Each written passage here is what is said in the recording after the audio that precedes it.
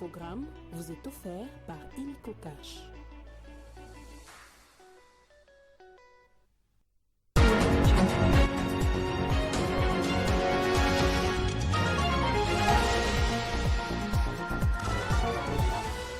Incendie au marché de la Liberté. La première ministre Judith Suminwa a effectué une visite de compassion auprès des commerçants de ce marché ce dimanche. Les détails dans ce journal. Autre titre, 8 marques de farine de maïs en provenance de la Zambie contaminées par l'aflatoxine sont interdites d'entrer sur le sol congolais. Décision du gouvernement par l'entremise du ministère du Commerce extérieur. Poursuivant son séjour dans le Grand Katanga, la ministre des Affaires sociales, Action humanitaire et Solidarité nationale a inauguré plusieurs ouvrages sociaux dans le cadre de l'exécution du projet de la dotation de 0,3% du chiffre d'affaires des entreprises minières. L'info, c'est l'heure sur Télé 50. Bienvenue à tous à la une de l'actualité. Incendie au marché de la Liberté. La première ministre brave les flammes et partage la douleur des victimes. Ce dimanche, Judith Suminwa a effectué une visite de compassion auprès des commerçants du marché de la Liberté après l'incendie qui s'est déclaré dans la nuit du 24 au 25 août au pavillon 5 de cette zone de négoce située dans la commune de Massina. Accompagné du vice-premier ministre, ministre de l'Intérieur, Jacquemain Chabani, du ministre de la Santé publique, Samuel Roger Kamba, et du gouverneur de la ville de Kinshasa, Daniel Bomba, la première ministre a été attentive aux doléances exprimées par les vendeurs ayant perdu leurs biens. Bravant les flammes de l'incendie, sous une chaleur accablante, Judith Suminwa a échangé avec les commerçants qui ont exprimé tous les problèmes de ces marchés. La chef du gouvernement a promis des solutions au plus tôt afin de redonner les sourires aux commerçants sinistrés. Les commerçants de marché congolais sont ceux qui soutiennent notre économie. C'était important pour moi de venir constater les dégâts et d'envisager des solutions. Heureusement, nous n'avons pas eu de perte en vie humaine. J'ai demandé aux représentants des détaillants et des grossistes de constituer une délégation qui viendra discuter avec moi demain à la primature. Judith Suminwa a également évoqué la nécessité de sensibiliser les commerçants de ces marchés à se protéger contre l'épidémie de Mpox qui frappe les pays. Une stratégie sera mise en place quant à ces. Je suis venu avec le ministre de la Santé publique parce que l'épidémie de monkeypox frappe le pays. Nous devons sensibiliser les vendeurs pour combattre cette épidémie. Selon les témoignages recueillis sur place, l'origine de l'incendie est inconnue jusqu'à présent. Plusieurs dégâts matériels ont été enregistrés, des étalages partis en fumée, et cela malgré les secours des sapeurs-pompiers.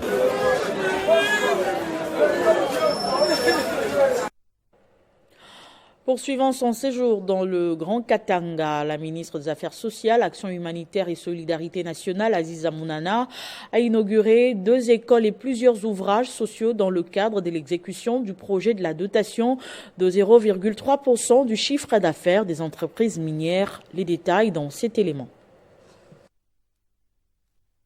Commune rurale de Fungurume, territoire de Lubudi, village de Kazelo, province de Lualaba. Aziza Mounana dans la matérialisation de la vision du chef de l'État, Félix Tshisekedi, volet social.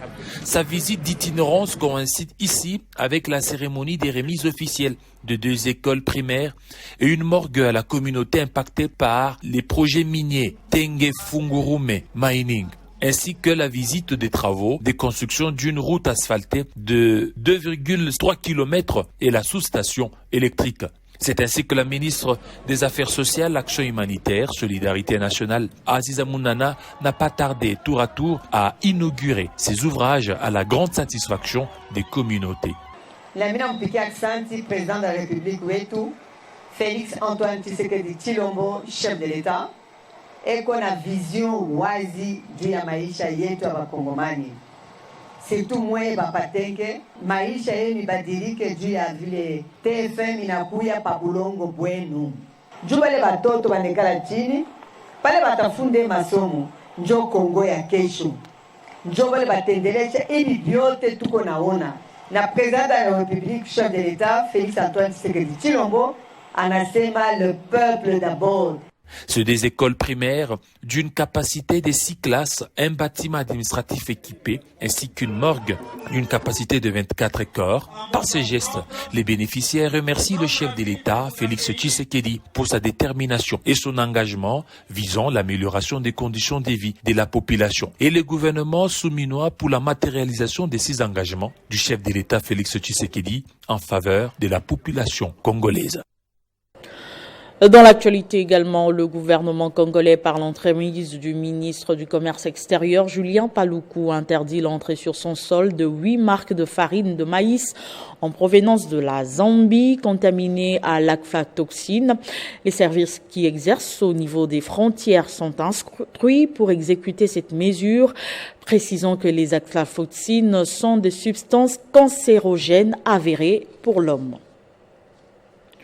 Au Lualaba, après la brillante défense de son plan quinquennal, la gouverneure Fifi Masuka obtient l'investiture de son gouvernement.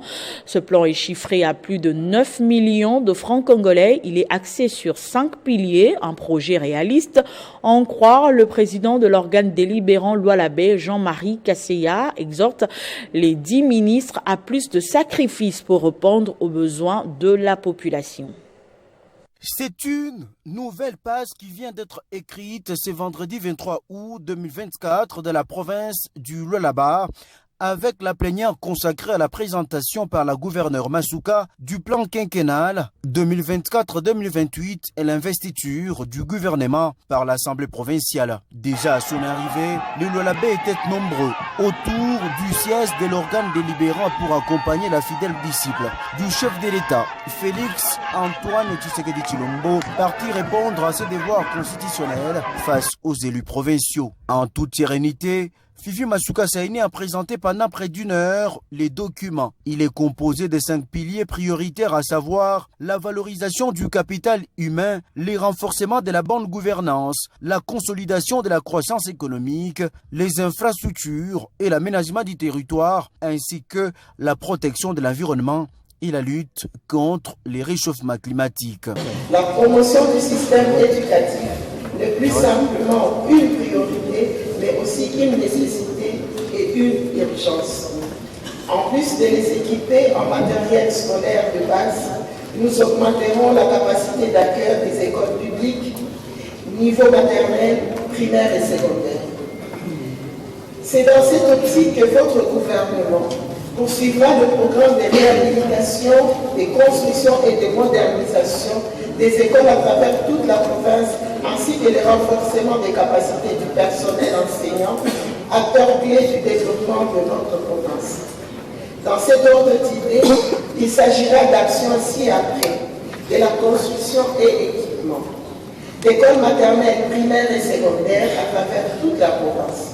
Ça n'est suivi l'étape des questions et recommandations pertinentes des députés provinciaux, répartis en 4 groupes parlementaires dont les représentants ont défilé du haut de la tribune. Revenons dans la capitale congolaise, dans les communes de Maluku et Kinshasa. Les populations ont été sensibilisées sur la police de proximité, ce après avoir relevé les différents problèmes qui rongent ces communes dominées par l'insécurité. Ces populations représentées par la société civile ont émis quelques recommandations pour mieux assurer la collaboration entre la police et la population. Plusieurs fléaux rongent les communes de Maluku et Kinshasa, notamment la problématique de l'insécurité. C'est dans ce cadre que les populations de ces 2 communes ont été sensibilisées à travers les dynamiques communautaires sur la police de proximité dans le but d'assurer une meilleure collaboration et lutter contre cet incivisme. La population de la commune de Kinshasa, dont la société civile s'est suffisamment imprégnée du rôle de cette police et a émis quelques recommandations pour assurer au mieux, faciliter cette collaboration et les travaux sur terrain. Le diagnostic local de sécurité. Là, la population donne ses avis ensemble avec la police pour trouver des solutions. Mais au niveau du quartier, les recommandations, les suggestions, les propositions qui sont faites au niveau du forum, ça remonte au niveau de CLSP, qui est le comité local de sécurité de proximité, présidé par les bourgmestres. À ce niveau-là, il y aura des plans de local de sécurité qui seront élaborés et quelques projets pour permettre aussi que la police fasse bien leur travail. Dans la commune de Maluku, la population qui s'est livrée au même exercice a salué l'arrivée du numéro vert instauré par le commandant de la police de cette entité pour dénoncer tout cas suspect. Ce projet nous a permis de nous rapprocher avec la police nationale. Le commandant Cheikh Malou, qui est venu récemment une année, avait, lors d'une formation précédente, disponibilisé un numéro vert par lequel la population peut atteindre la police pour lui informer de quelques cas sécuritaires dans le fin fond de nos quartiers. Notre souhait, notre prière est que les autres quartiers puissent aussi bénéficier de ces projets. Cette série d'évaluations, organisée par le réseau pour la réforme du secteur de sécurité et de justice, a reçu l'accompagnement de Cœur d'Aide à travers le programme Just Future. Et puis la soirée festive de la célébration du 60e anniversaire du parti Lumumbiste Unifié a eu lieu samedi à la résidence du patriarche Antoine Gizenga à Bouma. Cette fête a connu la participation de plusieurs invités de marque et les délégations venues de partout. Regardez. Sous une ambiance électrique, dans un élan nationaliste et lumumbiste, les militants, militantes et invités venus de tous bords se sont dirigés vers la somptueuse résidence de l'immortel patriarche Antoine Gizenga à Bouma pour célébrer le 60e anniversaire du parti Lumumbiste Unifié en présence du secrétaire général chef du parti Didier Mandinga Mukanzu et la veuve du patriarche Antoine Gizenga, Mama Anne Bumba Gizenga. Cette cérémonie a connu la participation de plusieurs personnalités politiques étrangères et du pays, notamment l'ex-premier ministre tchadien et président de l'internationale socialiste Zone Afrique-Sahel, Kebzabo, le secrétaire général de l'UDPS, Augustin Kabouya, l'ancien ministre de la Communication, Lambert Mende Omalanga et bien d'autres élus nationaux. Prenant la parole, le secrétaire général chef du parti, Didier Mandinga Mukanzu, a brossé les parcours politiques de l'immortel Antoine Gizenga jusqu'à la création du parti Lumumbiste Unifié, Palou, le 22 août 1964. L'invité se pose deux fois la question, pourquoi on se retrouve ici? La légitimité du parti Lumumbiste Unifié, c'est ici à la résidence du patriarche Antoine Gizenga.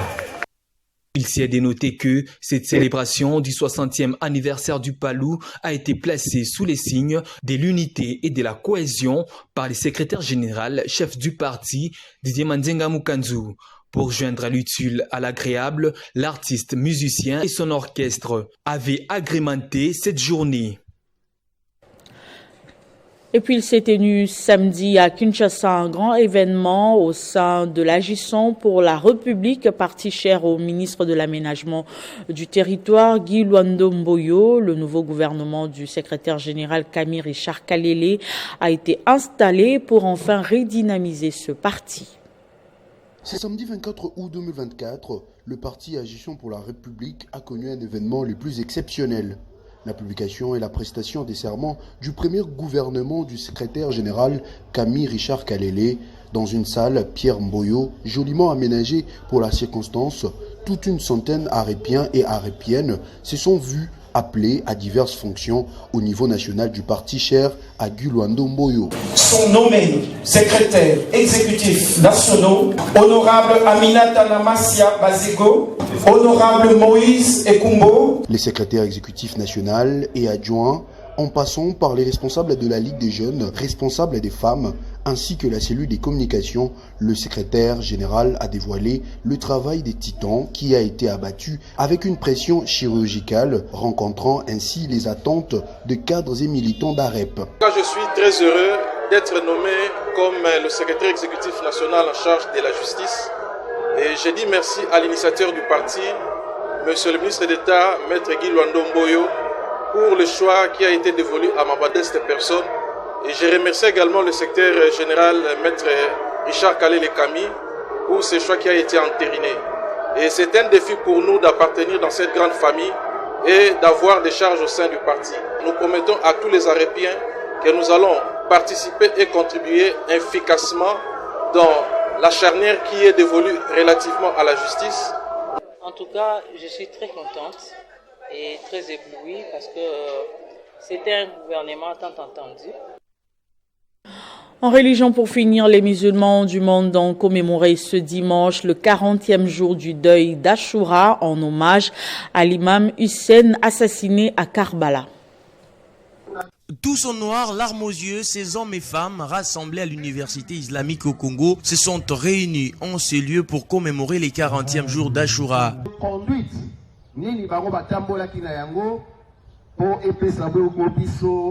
Tout a commencé par la prêche. Les différents orateurs ont fait les tours du perchoir pour passer en revue l'histoire de l'imam Hussein, en commençant par sa naissance, son parcours jusqu'à sa mort. Vous savez qu'il y a eu dans la communauté islamique le martyr du petit-fils de notre prophète, avec le nom de l'imam Hussein bin Ali alayhi salam, qui est tombé martyr le 10 du mois de Muharram du calendrier lunaire. Et 40 jours après, d'après les enseignements du prophète et des imams de sa maison, il y a recommandation à ce que nous observons un deuil de 40 jours, à l'issue duquel la manifestation d'aujourd'hui a été organisée pour nous remémorer de cet événement tragique qui s'est produit il y a de cela plus de 12 siècles. Nous devons commémorer cette journée, non pas seulement parce que nous avons un lien intime avec l'imam Hussein, mais puisque nous avons un lien au niveau missionnaire, au niveau du message. Et ce message est universel qui veut nous apprendre que nous devons toujours être prêts à être durs et être renforcés pour que nous soyons toujours les opposants de tout crime, de toute injustice, de toute fausseté qui pourrait intervenir dans la bonne marche de l'humanité. Une journée qui a été sanctionnée par des théâtres présentés par les enfants à titre illustratif. Question, démontrer comment les martyrs de Karbala a été tués. C'était l'essentiel de l'actualité. Place au rappel des titres. Incendie au marché de la Liberté. La première ministre Judith Soumino a effectué une visite de compassion auprès des commerçants de ce marché ce dimanche. 8 marques de farine de maïs en provenance de la Zambie contaminées à l'aflatoxine sont interdites d'entrer sur le sol congolais. Décision du gouvernement par l'entremise du ministère du Commerce extérieur. Poursuivant son séjour dans le Grand Katanga, la ministre des Affaires sociales, Action humanitaire et Solidarité nationale a inauguré plusieurs ouvrages sociaux dans le cadre de l'exécution du projet de la dotation 0,3% du chiffre d'affaires des entreprises minières. Ce journal est complètement terminé. Merci de votre attention soutenue. Restez fidèles au programme de Télé 50.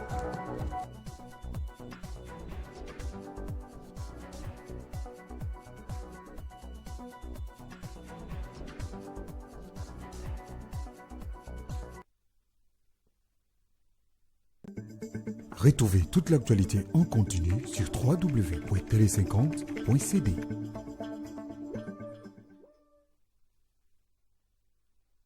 Ce programme vous a été offert par Illico Cash.